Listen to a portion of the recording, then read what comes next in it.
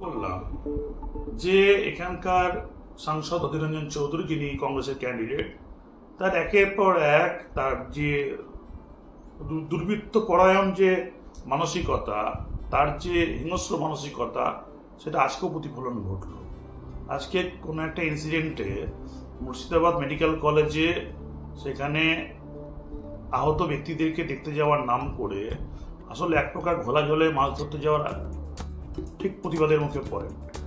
এবং প্রতিবাদের মুখে পড়ার যে অর্থ ভিডিওতে ফুটেজ পরিষ্কারই দেখলাম যে প্রতিবাদের কথা তিনি নিতে পারছেন না, কারণ যে কোনো কারণেই হোক না কেন, হয় তার এই যে সেন্সিটিভ পরিস্থিতি অনুযায়ী মেডিকেল কলেজে যাওয়া উচিত হয়নি, অথবা যদি যেতেনও তাহলে পরে কিছু প্রশ্নের সম্মুখীন একজন জনপ্রতিনিধি, যিনি এখনো পর্যন্ত জনপ্রতিনিধি আছেন, তাকে শুনতে হয় ভালো মন্দ, সেটাও তিনি শোনার মানসিকতা পোষণ করছেন না।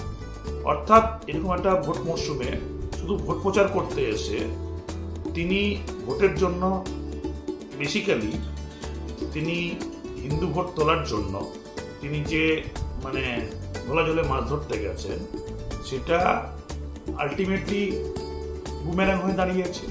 এবং পাশ থেকে বিজেপির যারা নেতারা আছে তাকে প্রশ্ন করছে, নিশ্চয়ই তার অধীর চৌধুরী যাওয়ার অধিকার আছে, একজন as a human being, as a responsible politician.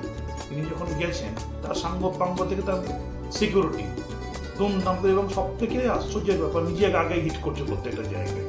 তো এটাই হচ্ছে তার রাজনৈতিক মানসিকতা। বারবার করে আমরা বলে আসছি, তৃণমূল কংগ্রেস আগের দিন বিমান থেকে এরকম ফিজিক্যালি হিট করলো, আজকে বিভিন্ন জায়গায় করলো, কালকে সাধারণ মানুষকে, তার আগেও সাধারণ মানুষকে করেছে, বিভিন্ন জায়গায় সব তো ফুটেজ নাই, করে বেড়াচ্ছে, ব্যবসাদারদেরকে ভয় দেখাচ্ছে, এবং তার শক্তি হচ্ছে ওয়াই ক্যাটাগরি সিকিউরিটি। তো নির্বাচন কমিশন যদি তার জন্য আলাদা আইন তৈরি করে রাখেন, তার জন্য তাদের নির্বাচন কমিশনের এগেনস্টে পথে নামতে হবে এবার যে কোনো মানুষকে। কারণ অধীর চৌধুরী তার শক্তি হচ্ছে তার ওয়াই ক্যাটাগরি সিকিউরিটি, তার সিকিউরিটিও সমান তালে মানুষকে গায়ে হাত দিচ্ছেন, যে অধিকার নেই, সিকিউরিটি রেস্ট্রিকশন আছে।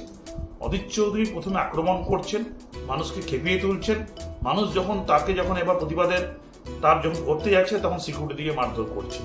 তাহলে অবিলম্বে অধীর চৌধুরীর বিরুদ্ধে এফআইআর হওয়া দরকার, অধীর চৌধুরীর বিরুদ্ধে নির্বাচন কমিশনের কঠোর কমপ্লেন হওয়া দরকার, এবং অধীর চৌধুরীর সিকিউরিটি তুলে নেওয়া দরকার, এবং ভোট প্রচারে তাকে রেস্ট্রিক্টেড করা দরকার।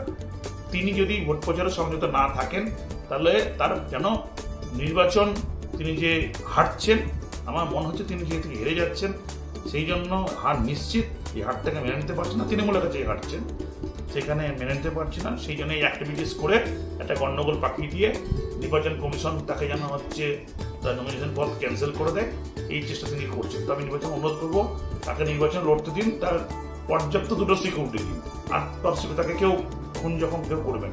তিনি বরঞ্চ হিংস্র মানসিকতার একজন মানুষ, তিনি মানুষকে খুন করতে পারেন, তিনি মানুষকে মারধর করতে পারেন, সেটা বারবার প্রমাণিত হচ্ছে। নির্বাচন কমিশনকে আবারও অনুরোধ, যদি আপনারা না করেন, নির্বাচন কমিশনকে কিন্তু এর ফেসলা দিতে হবে।